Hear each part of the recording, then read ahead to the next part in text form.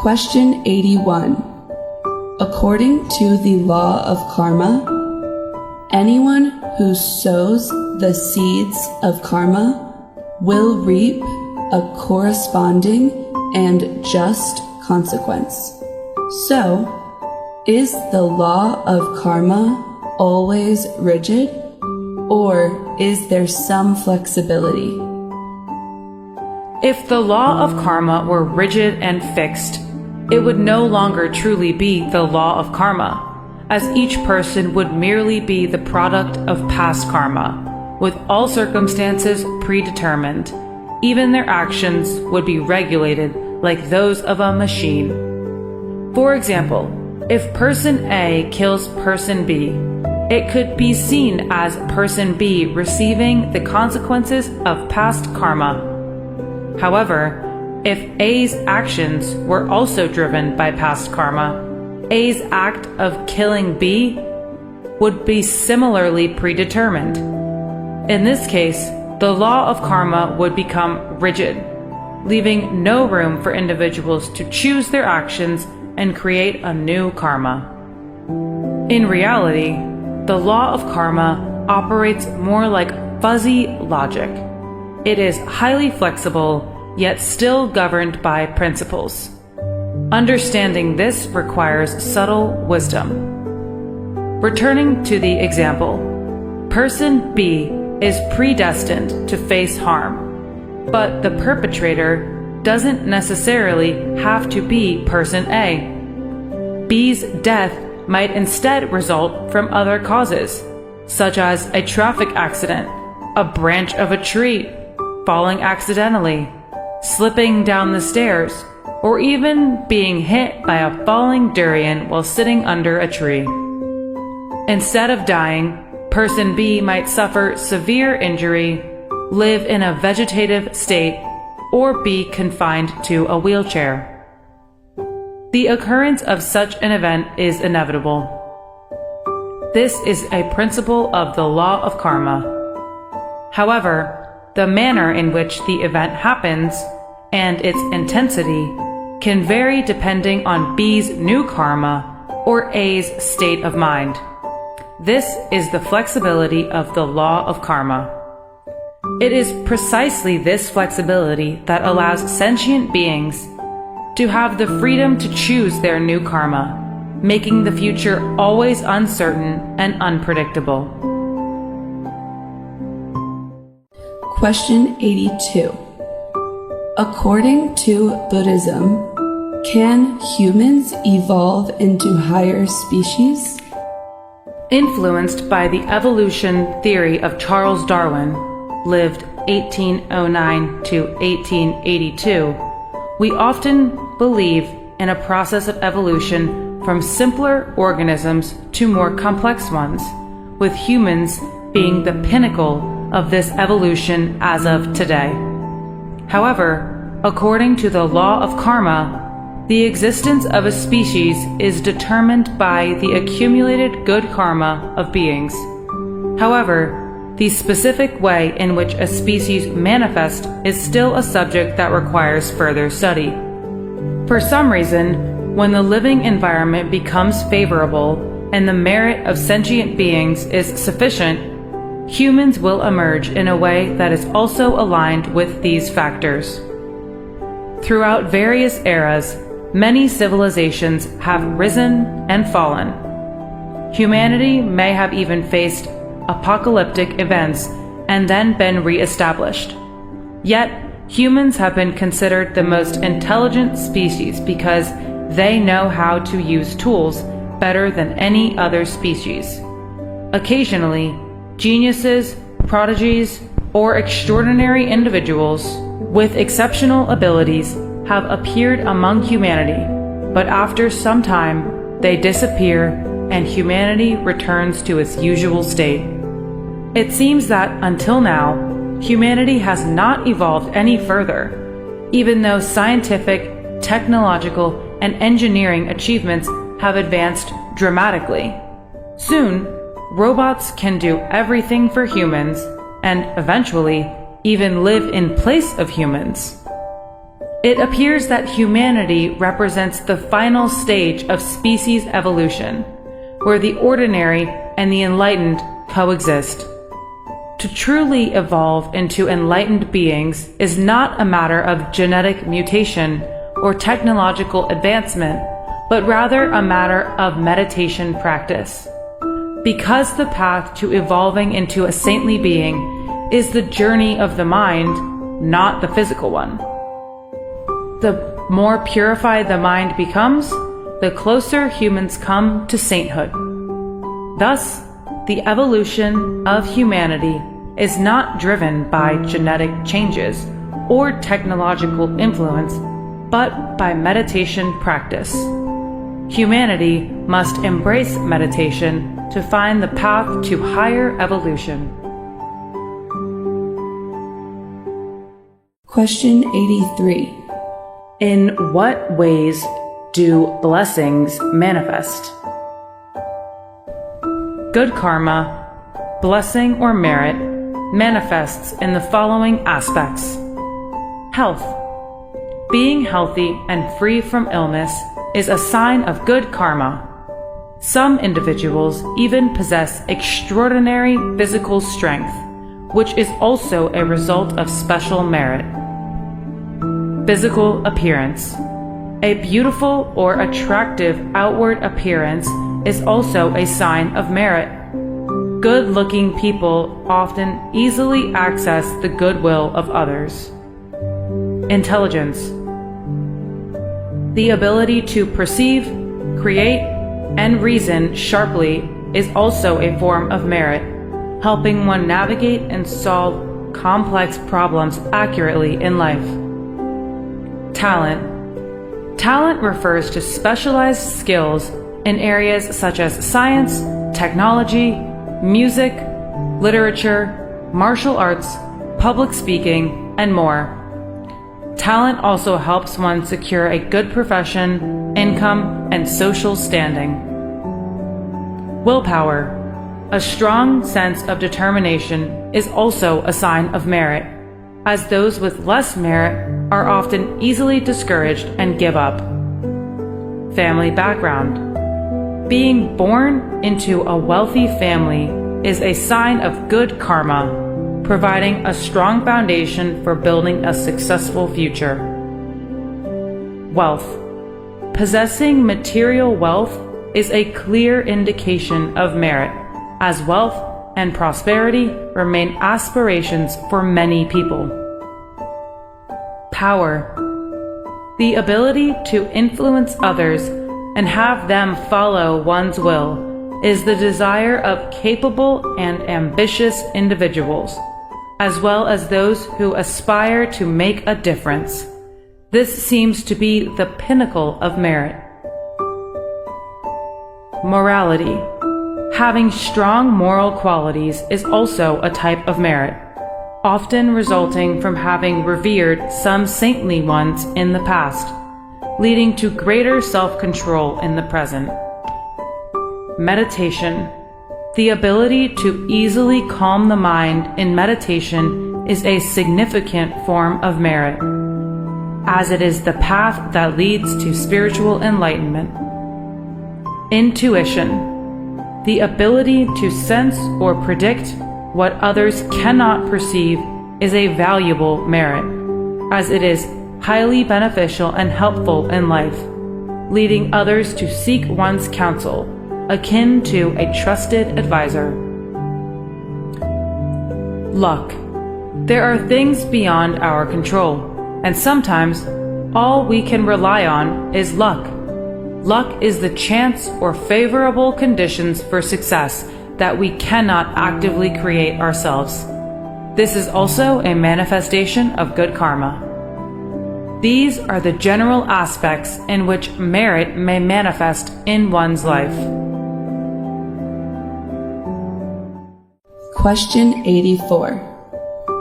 When people have a good connection from the past, they easily have affection for each other. What is this connection? According to the law of karma, The feelings of love or dislike among people do not arise randomly. They stem from past karmic connections. If two people have positive karma with each other, having loved and helped one another in previous lives, they will naturally develop a positive affinity when they meet again. Conversely, if they share a negative karmic bond from the past, having harmed or wronged each other, then they may feel an inexplicable aversion towards one another upon meeting again. For example, some pop stars are adored by many fans. While talent plays a role, it is the good karma they accumulated in past lives that is the main reason for their large fan base.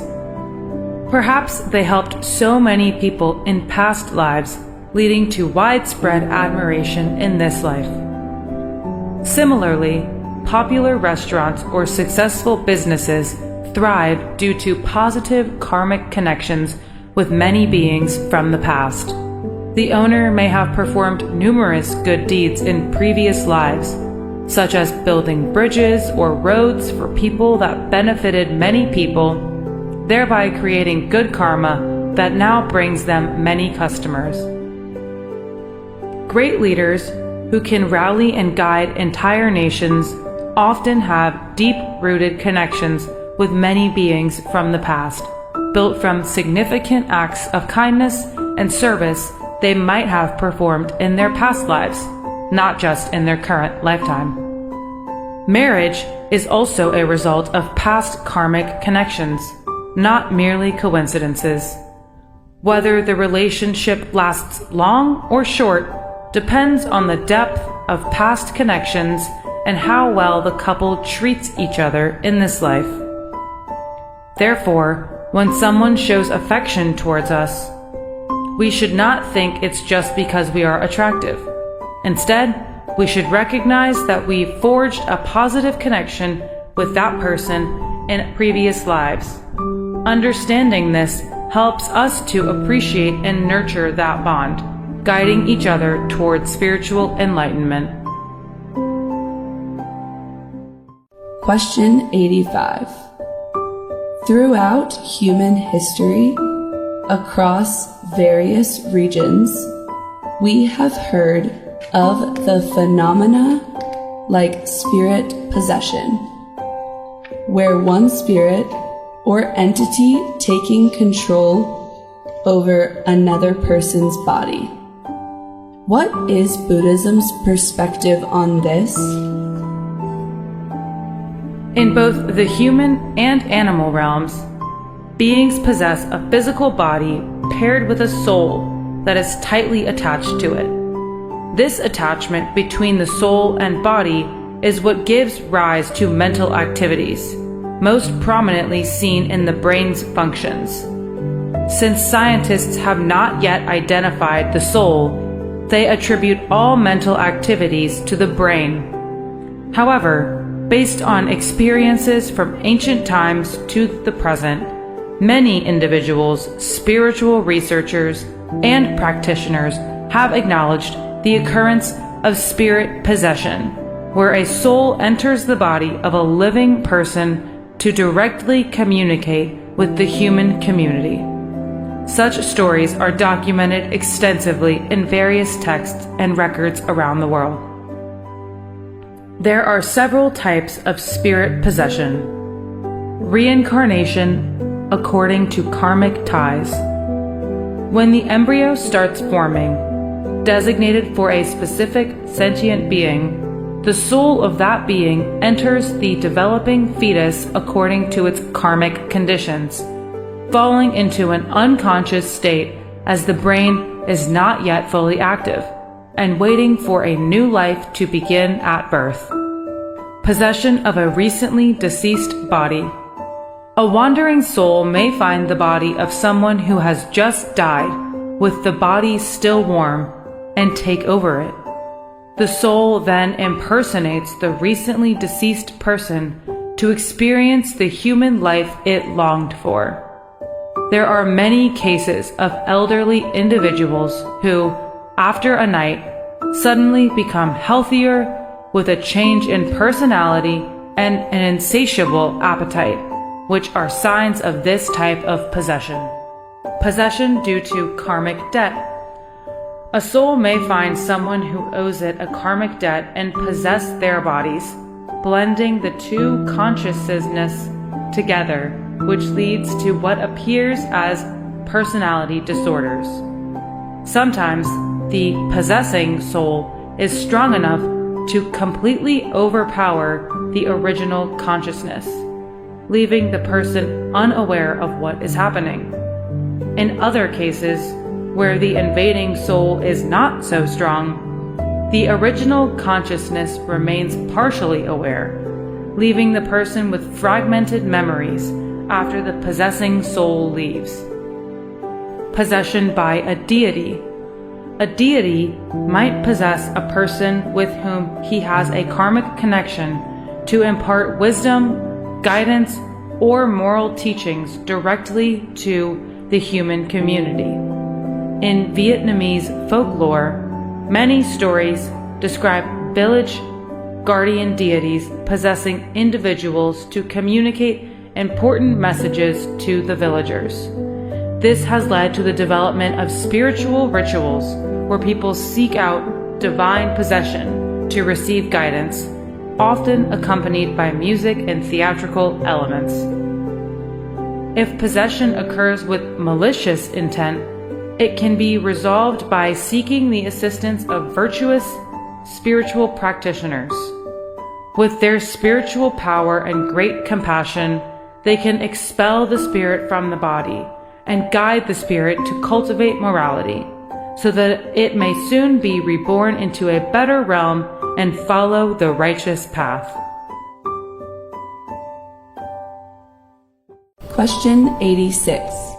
Did the Buddha have many excellent disciples? In the time when the Buddha was alive, many of his monk disciples attained the highest level of enlightenment, becoming arahants. Some of these disciples were particularly outstanding in specific areas. The two foremost leaders of the Sangha were Venerable Sariputta, known for his supreme wisdom, and Venerable Maha Moggallana, renowned for his exceptional supernatural powers. Besides them, there were many other extraordinary arahant disciples. The Nikaya scriptures recorded numerous stories about these arahants of that time. For example, Venerable Ananda, who served as the Buddha's attendant, was known for his phenomenal memory. He accompanied the Buddha throughout his life, listening to the Buddha's teachings without forgetting a single word. After the Buddha's passing, Venerable Ananda played a crucial role in reciting and preserving the Buddha's teachings for future generations. Venerable Rahula discreetly employed various means to protect the Buddha's monastic community, Sangha, from the intense opposition and sabotage of non-Buddhists, a task that was far from simple. Venerable Maha Kassapa set an example of a simple and austere life. He often entered deep absorption in meditation for 7 days at a time. After the Buddha's passing, he became the spiritual leader of the Sangha. Venerable Subhuti was known for his boundless compassion, showing a deep love for all creatures, even ferocious animals. Venerable Kakana was famous for his ability to engage in discussions and lead conversations, which could convert even the most skeptical listeners to understand the true Dharma. Venerable Gavampati once halted a raging flood to protect the monks sleeping by the riverbank. Venerable Pindola Bhardwaja once flew on a stone over the city of Rajagaha, an event that was witnessed by and amazed all people in the city. At that time, with the Buddha's direct guidance, countless disciples attained enlightenment. Even many lay followers achieved various stages of sainthood, up to the stage of anagami, non-returner, the third stage. Question 87. Why are there fewer people attaining enlightenment in later times compared to when the Buddha was alive? Enlightenment is an exceedingly profound and lofty state, far beyond the reach of the ordinary human mind. The gap between the ordinary and the enlightened is vast. In the time of the Buddha, when someone achieved a certain spiritual result in meditation, the Buddha would confirm the exact stage of their attainment. Practitioners themselves could not accurately know the extent of their achievement because the experiences and states they encountered in meditation were entirely new and unfamiliar. With the Buddha's validation, monks were not misled and could continue their practice until they attained the highest level of sainthood. After the Buddha's passing, and as arahants became fewer, many practitioners, when reaching a certain state of mindfulness and meditation, mistakenly believed that they had attained a profound stage of enlightenment. They then declared and praised their own experiences, leading others to believe that these states were the pinnacle of spiritual achievement. This misunderstanding undervalued the enlightenment of the arahants and the Buddha, diminishing the merit of successive generations and making it more difficult for later generations to attain sainthood than in the Buddha's time. Merit, good karma, remains a critical factor in attaining sainthood. The loss of merit due to misunderstanding and arrogance has made it progressively harder for subsequent generations to achieve enlightenment. Question 88. How did the formation of different sects within Buddhism occur? About 100 years after the Buddha's passing, Buddhism split into two main sects, the Mahasamgika and the Theravada. This division arose due to differences in the interpretation of the teachings. The Theravada tradition has been preserved and it is still practiced today in countries like Thailand, Myanmar, Sri Lanka, Laos, Cambodia, and parts of Vietnam. The Mahasamgika, on the other hand, gradually became more innovative, introducing bold reforms that eventually led to the development of Mahayana Buddhism. Maha means great, Yana means vehicle. Naturally, when it identifies itself as the great vehicle, Mahayana, the other sects are labeled as the lesser vehicle, Hinayana. Today, we often refer to the Mahayana tradition as developed Buddhism and the Theravada tradition as original Buddhism. Mahayana Buddhism is predominant in countries such as China, Japan, Vietnam, Korea, Tibet, and Mongolia. It appears that Theravada Buddhism has stably maintained its traditional practices from the Buddha's time. In contrast, Mahayana Buddhism has been extremely open and innovative, creating a great Buddhist sect with many legendary spiritual elements. While Theravada Buddhism has tried to preserve its original practices, there have been some deviations over time. For example, many pagodas in Theravada countries have used a large number of talismans and mantras, which are seen as a form of derived spirituality, while awaiting spiritual achievement from true enlightenment. On the other hand, Mahayana Buddhism, with its more audacious approach, has introduced new Buddhas and different teachings, seemingly creating entirely new forms of Buddhism. However, Mahayana monks assert that these new Buddhas and teachings were also introduced by the historical Buddha Shakyamuni. Some of the notable schools within Mahayana Buddhism include Zen Buddhism focuses on using methods or techniques to trigger enlightenment, sometimes in ways that don't align with traditional scriptures. Zen has a strong, systematic lineage that has spread across many countries.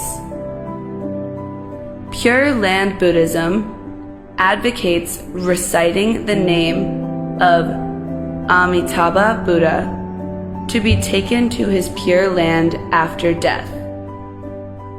Vajrayana Buddhism focuses on the use of mantras and rituals to quickly gain spiritual power. Tiantai Buddhism, founded by the Chinese master Ziyi, focuses on practicing meditation with unique techniques. There are also many other smaller schools within Buddhism that have appeared and disappeared over time. Question 89. In the Three Noble Jewels, TRIRATNA, the SANGHA refers to enlightened monks and nuns. How can there be more practitioners who truly achieve enlightenment today? According to the traditional definition, the Three Noble Jewels consist of the Buddha, the Dharma, and the Sangha. The Buddha is the supremely enlightened master who founded the path. The Dharma is the teachings and doctrines preached by the Buddha. The Sangha refers to the community of saintly disciples who have attained enlightenment. When we take refuge in the Three Noble Jewels, we take refuge in the enlightened Sangha of all times, not just the enlightened beings of the present. However, if there are enlightened monks in our time, it greatly strengthens people's faith. Occasionally, we may hear about monks who do not fully embody the qualities expected of them.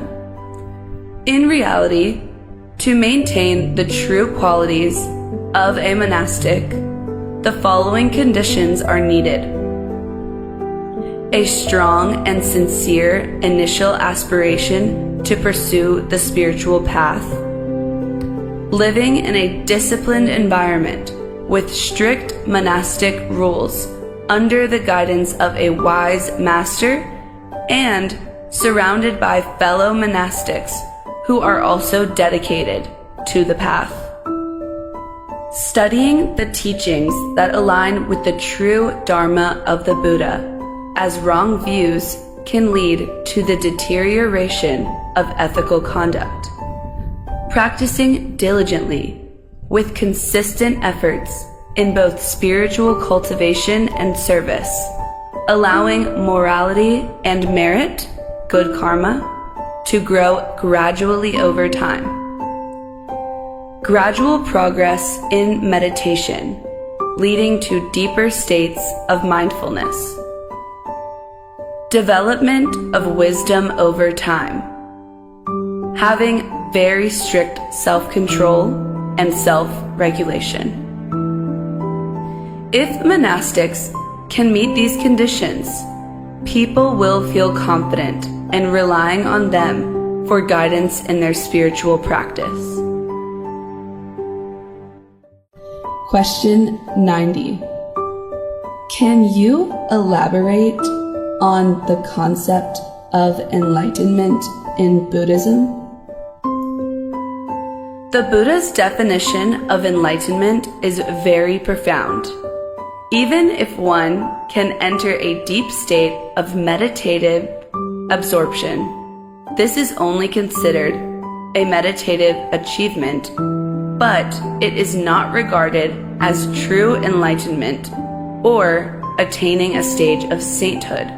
True enlightenment or sainthood is achieved only when one eradicates the deep-seated, invisible defilements known as kilesas, mental fetters, within the deepest layers of the mind.